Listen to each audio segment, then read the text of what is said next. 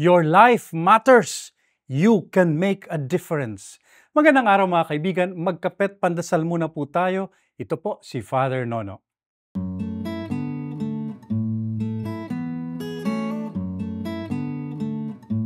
Yan po ang huling mensahe ni Dr. Jane Goodall, ang scientist na sumikat dahil sa pag-aalaga at pag-aaral niya sa mga chimpanzees sa Africa. Namayapa na po siya noong Oktubre sa hinog na gulang na 91. Dahil sa kanyang trabaho sa Africa, naging kampiyon po siya ng ating kapaligiran. At heto nga ang kanyang nadiskubre.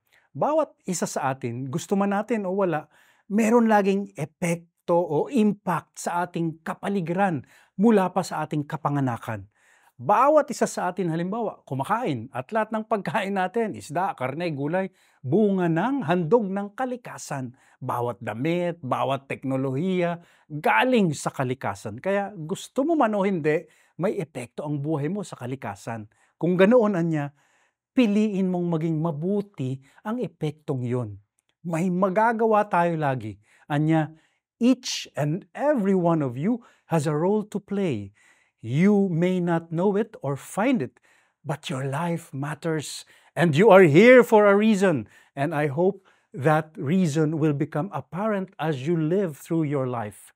But whether you find that role, your life matters. Every single day you live, you make a difference in the world. And you get to choose the difference that you make.